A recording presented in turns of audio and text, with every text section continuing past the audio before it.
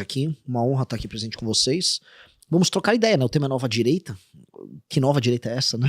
Pois é, o que você entende por nova direita, cara? Porque quando eu vejo o pessoal que te acompanha, inclusive, você conseguiu conquistar uma massa de pessoas que são, não sei se fanático é a melhor ideia, mas, cara, eles são muito comprados com você. Porque ontem, eu já tinha visto outras vezes, né? Primeiro que seu nome foi muito pedido pra vir aqui no podcast.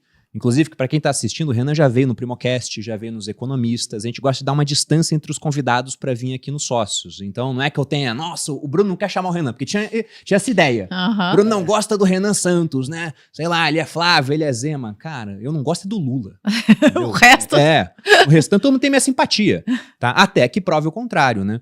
Então, esse pessoal me cobrava muito, falou, cara, quando que o Renan vai? Eu falei, cara, o Renan vem nos Sócios, pode ficar tranquilo, tem pauta, tem data chegando, isso vai acontecer. Mas isso foi pensado, cara, ou aconteceu naturalmente? É um projeto realmente de conseguir uma massa crítica para poder ganhar uma eleição? Talvez não essa, uma próxima? O que você tá pensando? Eu acho muito o que a gente foi... Primeiro, definindo nova direita, né? O termo nova direita, que é tratado aqui, uma parte dos Estados Unidos usa, na própria Europa, dá conta de uma espécie de uma direita que surge através das redes sociais na década passada. Talvez a primeira vez que ela começa a aparecer é com o Brexit, aí tem impeachment da Dilma Rousseff no Brasil, Donald Trump nos Estados Unidos, você começa a ter os fenômenos na Europa, e é o que a esquerda e parte da imprensa costuma chamar de direita populista, né? O populismo digital, e todas aquelas discussões idiotas que envolviam isso, que até 2017, 2018, o Mark Zuckerberg e o Facebook fizeram uma revisão crítica, olha, talvez a gente criou o ódio nas redes, aí começaram com censuras. Então, é uma direita, basicamente, populista, que vive de algoritmos de rede social, que endereçou algumas questões que eram tabu em todos esses países. Então, o Trump endereçou algumas questões tabu nos Estados Unidos, o Bolsonaro endereçou aqui no Brasil, o Milei, em alguma medida, na Argentina, por mais que ele tenha chegado bem depois, o Salvini, na Itália, antes da própria Meloni. E esses caras, entretanto, em geral, quando chegam ao poder, e essa é a crítica, agora começa, eles fazem governos ruins. No geral, se a gente tirar um saldo do que é a nova direita pelo mundo, saindo um pouco do Brasil pra gente abrir a cabeça, são governos frustrantes. Então, o governo Trump, ele não se reelegeu da primeira vez, ele fez um governo que estava indo ok em termos econômicos, a gestão da pandemia foi bagunçada, não soube lidar bem com o Black Lives Matter, perdeu, foi fraco também com a própria base, não está fazendo um grande governo, definitivamente, eu acho que a gente já pode falar aqui que, a despeito do que aconteceu na Venezuela, é um governo que está andando de lado, perdeu a base de apoio dele jovem e masculina, que foi uma das bases centrais para eleger. O governo do Milei precisa se provar. Tem gente falando que eles estão maquiando números, não estão exatamente num grande momento. Na Europa, definitivamente a Meloni não resolveu a questão da imigração na Itália. E o bolsonarismo fez um governo ruim no Brasil, eivado de escândalo de corrupção. Então, a nova direita, ela surgiu como um fenômeno eleitoral, mas ela não se provou. Então, tem um problema que é o diagnóstico que a gente fez com o MBL, porque a gente surge em 14, você até colocou na descrição, surge em 14, na mesma esteira, usando as redes sociais para levar para uma massa, para uma população, certas coisas que a imprensa não falava e criando uma identificação comum.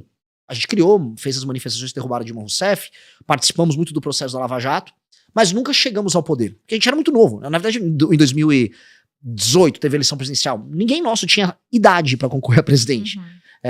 Não tínhamos partido, então a gente foi vendo todas as dificuldades que a gente tinha no processo. Então, o que a gente fez nesse período? Se organizou e estudou. Enquanto o bolsonarismo chegou ao poder, ficaram todos muito famosos, grandes e tal, a gente ficou ralando, se estruturando, estudando uma tese de Brasil, estudando uma forma como a nossa tese de Brasil se encaixa numa tese de mundo, estudando outras experiências de direita, até o ponto que a gente foi maturando, criou o universo do Valete Plus, que é o nosso aplicativo, a revista Valete, criou a iniciativa do Livro Amarelo, cria um partido político, e aí entramos no jogo com uma outra estrutura, com uma outra leitura de Brasil, com um outro tipo de solução que é, em si, muito diferente daquilo que a gente chama de nova direita. Então a gente pode chamar nova direita, assim, apenas como novo e é de direita. Mas eu posso falar desse fenômeno, que esse fenômeno que começa pra valer, talvez o mundo coloque como momento inicial o Brexit.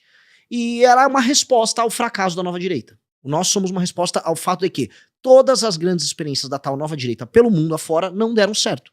Eles chegam ao poder, mas não conseguem governar. Chegam ao poder, mas fazem governos frustrantes. Há também o lance de todos terem que ficar meio que debaixo do guarda-chuva do Donald Trump. Então tem uma série de problemas. Quem eu acho que é um ponto fora da curva, mas ele não se enquadra nesse lance de nova direita? Nayib Bukele. Ele não era de direita, ele fez um governo com uma prefeitura lá em São Salvador, que era um, vamos dizer, ele era até levemente progressista, era um cara moderno, vamos dizer, meio que nova política. Depois ele vai para a linha do Bitcoin, depois ele vai para a destruição do crime organizado. Só que ele tem parceria com a China, por exemplo, ele defende o sistema público de saúde de El Salvador. Não é exatamente um cara de direita. A inspiração dele, aí eu vou trazer aqui onde eu quero chegar. A inspiração dele é o Lee Kuan Yew, que é o homem que transformou Singapura de um buraco favelizado, sem nenhum recurso natural, talvez no país mais... O país que está no topo em quase todos os indicadores que importam no mundo. E eu acho que ele tem que ser uma inspiração pra gente também. Acho que tem uma fórmula de tornar um lugar que é de terceiro mundo em primeiro mundo, que é dada pro Lee Kuan Yew, que não tem nada a ver com ser de direita, ser conservador. Não é sobre isso. E eu acho que essa fórmula é uma fórmula que nós precisamos seguir. Cara, e pegando agora um pouco, né? Eu fui pesquisar sobre você. Por que você não concorreu ainda a um outro cargo político? Porque tem pessoas no MBL que ganharam muita projeção, já foram eleitos deputados, tudo. Por que essa primeira experiência você quer vir direto como presidente? Porque acho que é o cargo que eu tenho que concorrer. Eu sou um líder, eu sempre fui. Na faculdade eu era líder estudantil, fundei partido. No processo de impeachment da Dilma, eu era o líder do movimento. Eu fui vice-presidente do comitê do impeachment no Congresso Nacional. Eu sou uma pessoa que tem uma postura de liderança. Então, acho natural. Por exemplo, eu não me vejo sendo um deputado federal. Acho que não tem sentido eu ser um deputado federal. Minha função é organizar coisas maiores. Por exemplo, o que é um feito maior? Eu ganhar uma eleição para vereador, para deputado, no Senado, ou montar um partido político do zero. Com certeza montar um partido político. Isso é um poder político que as pessoas olham muito no curto prazo. De agora em diante... Como é esse processo, inclusive, para quem é leigo? Eu, por exemplo, já vi lá atrás quando o Novo fez, mas não me lembro. Eu sei que é muito complicado. Era mais fácil ainda naquela época. Naquela época você coletava as assinaturas, mandava pro cartório, você conseguia a validação no cartório e aquilo era mandado com certidões pro TSE, até você chegar no número necessário. Hoje você tem que coletar as assinaturas, o número de assinaturas necessárias é maior. Por volta de quantos, assim? Conosco foi 547 mil fichas validadas. Muita coisa. E quando você coleta, você tem que fazer uma pré-validação no sistema do TSE, que se tiver qualquer coisa errada no nome da pessoa que foi coletado, ele já derruba. E aí depois que é pré-validado, o sistema do TSE, e aí, acho que o teu público é um público inteligente, ele vai entender. Ele faz... existem, né, a nação brasileira, estados, municípios, e os municípios têm diversos cartórios eleitorais. E tem as zonas eleitorais. Então, toda vez que você sobe no sistema do TSE uma ficha, essa ficha, ela é jogada dentro do sistema deles, dentro da zona eleitoral a qual aquele eleitor pertence, a pessoa que foi coletada a ficha. E aí, ele cria randomicamente lotes com as fichas. E você tem que obedecer, na hora de você entregar as fichas, os lotes. Então, não sou nem eu que organizo o lote para mandar pro cartório, eu tenho que ver o lote que o sistema do TSE criou. E aí é um caos. Porque a forma como eu vou organizar um almoxarifado, ou como eu recebo as fichas, tem que obedecer a um critério que não é meu. Então, é um processo logístico colossal. Existe uma perda muito grande em todo o processo. E o que a gente fez foi, olha, a gente não tem a grana, o que a gente tem? Militância e inteligência. Então vamos meter muita tecnologia no processo. Criamos uma API que conversava com o sistema do TSE pra gente fazer a pré-validação, já no momento da coleta, pra não perder tempo coletando fichas ruins. Começamos a metrificar... Bom, eu não vou ficar dando muitas dicas pra quem tá assistindo aqui, mas a gente começou a observar quais seriam os métodos mais eficientes para a gente coletar essas assinaturas, obedecendo a legislação eleitoral que é muito restritiva, e como remunerar e premiar os melhores coletores. E aí a gente colocou milhares de jovens ao redor do Brasil coletando, e nós conseguimos, a gente coletou 800 mil assinaturas, poderia ter coletado 1 milhão se quisesse, e validamos com uma taxa muito alta de aprovação. A gente validou 600, no sistema bateu 600. Como de 800 para 547 mil é uma perda realmente bem grande. Mas eu validei 600 e ainda tinha mais no estoque, é que eu não mandei tudo. Entendi. Dos 800 se eu mandasse tudo, eu teria validado uns 640, então, por aí. São basicamente assinaturas de pessoas que querem esse partido. Então, é assim que você valida que você pode gerar um novo partido. Sim, eu tenho que ir na rua conversar com uma pessoa, convencer ela que ela tem que abrir um partido. Eu tenho um partido diferente, quero abrir esse partido, você tem que me dar essa assinatura. E a pessoa tem que estar os dados dela tem que estar em conformidade com a Justiça Eleitoral. A assinatura que ela colocar tem que ser a mesma da Justiça Eleitoral, não do cartório que ela eventualmente abriu firma. O nome da mãe dela tem que estar batendo, eventualmente tem um nome de solteiro. Olha, é um caos. É feito para não acontecer. Mas a gente conseguiu cruzar. E aí eu acho que, do ponto de vista político, isso é um feito maior do que ganhar uma eleição. Eu já elegi vários rapazes no nosso time, várias moças. A gente sabe como ganhar eleições.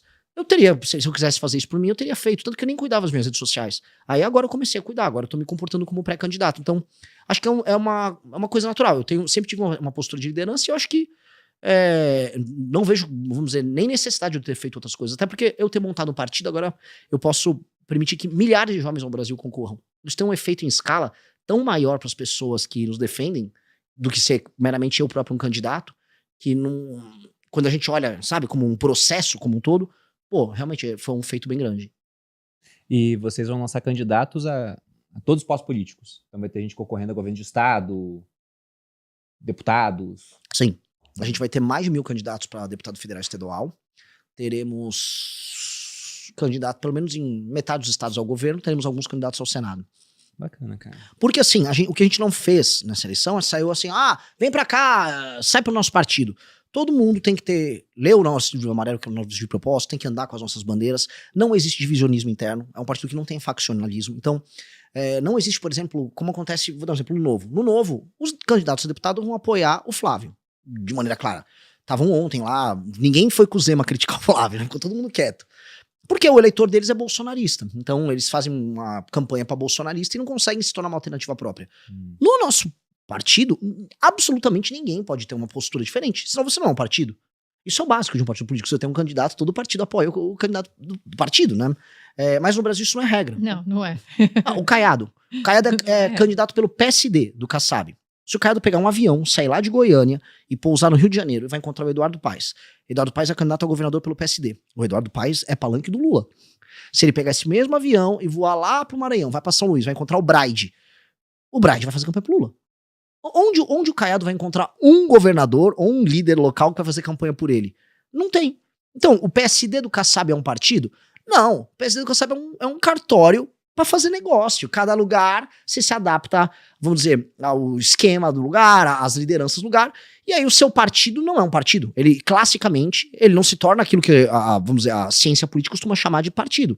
Se eu tento explicar um partido do Centrão, por exemplo, por um gringo, por um alemão. Não entende? Ele não entende. Como é que vai tomar partido de alguém? Eles não tomam partido unicamente de alguém. Eles assim, mas calma, mas eles não têm uma proposta? Não tem. Inclusive, em vários lugares eles estão com um contra. Eles falam, mas eles não são um partido? Eu falei, sim, não são um partido. Mas por que vocês permitem isso? Porque nós somos brasileiros, né? A gente é leniente com isso. A gente não tem cultura política, infelizmente. A gente é um país que é leniente com corrupção. A gente acha que isso é ser político. A imprensa, só pra vocês pegarem, aplaudiu e falou que foi uma jogada de mestre o Geraldo Alckmin ter virado lulista. O Geraldo Alckmin traiu um eleitor dele de 30 anos. 30 anos ele tinha um eleitor. Aí ele virou lulista. A imprensa, nossa, isso aqui é uma raposa. Cara, isso deveria ser recriminado. A imprensa tinha que estar atacando um comportamento vil. Mas não, porque no padrão brasileiro do que é política, isso é considerado uma manobra inteligente. Pragmatismo, né? Só que aí, o que acontece, né? De pragmatismo em pragmatismo, o país tá piorando. E eu tô falando de maneira objetiva. Porque a gente sempre tem que colocar as coisas em termos comparativos. O Brasil, quando comparado às nações de desenvolvimento, ele cresceu tanto quanto elas ou não? Ele aumentou a produtividade ou diminuiu? Então nós pioramos com relação ao mundo que a gente compete. A gente tá tomando pau de Botsuana em renda per capita. Vietnã, que era um regime comunista, tá dando um pau em industrialização no Brasil. A Índia tá dando um pau em saneamento básico. O Brasil ficou para trás. Ele só tem hoje, sendo bem honesto, uma matéria-prima que ele tá exportando, alguns raríssimos casos de sucesso, a Porto Digital em Recife, Embraer, o agro, e o mercado consumidor, pobre e endividado. Então, óbvio que deu errado esse modelo, né? Mas aí entra a minha crítica à elite. Especialmente a elite brasileira, especialmente hoje o mercado financeiro, já que estou num podcast que é do mercado ouve. O mercado financeiro tem a mania de achar que é muito inteligente ser pragmático. Só que ele não é pragmático, ele é curto prazista. A maior parte do mercado financeiro, donos de banco e tal, eles trabalham no longo prazo com os negócios deles, mas na hora de tomar decisões políticas eles trabalham no curto prazo. Aí o que acontece? Não é o mercado financeiro que manda no Brasil, não é o grande empresariado, não é a galera tech, não é nada. Quem manda no Brasil são políticos do Maranhão, políticos do Amapá, políticos do Piauí, que são os políticos dos lugares mais mal administrados no Brasil. Mas como eles pertencem a famílias que trabalham no longo prazo, são donos daquelas regiões no longo prazo, eles tomam decisões políticas de longo prazo. Enquanto que a elite política brasileira toma decisões políticas de curto prazo. E é por isso que estavam apoiando o Flávio. E é por isso que, não, o Flávio é uma opção. O Flávio não é uma opção. O Flávio, os Bolsonaro perderam pro Lula E o Flávio Bolsonaro é o cara com a maior carga de problemas de corrupção em toda a família. Todo mundo sabe. O Flávio não era uma opção, nem para caso ganhasse o Brasil se tornar um país sério. Basicamente, o Flávio seria uma continuidade dos mesmos escândalos de corrupção, seria um país quebrado, sem nenhuma proposta de Brasil. Mas a galera, não, mas faz preço. Não, porque acho que ele pode indicar um ministro. Pô, galera, até quando a gente vai ficar pensando na migalha? E esse é o problema. A elite brasileira pensa na migalha, num pequeno ganho que pode ter aqui. E eu acho que a gente não pode mais escolher isso. A gente montou um partido que a gente tem que pensar no long run. E como fazer o Brasil ser, nos próximos 30 anos, uma das 5 maiores nações do mundo. Que não é nenhum absurdo pensar que o Brasil pode ser isso. Não é. E é isso que me irrita. Nenhuma discussão política nessas eleições tem como horizonte transformar o Brasil num país que mande. Numa nação que vai sentar numa mesa como essa, com a Rússia, com a China, com a Índia e com os Estados Unidos. Que é a posição que o Brasil tem que ter. Mas hoje não. Nossa posição é tipo, não, eu sei sambar, sabe? É patético. Carnaval, futebol.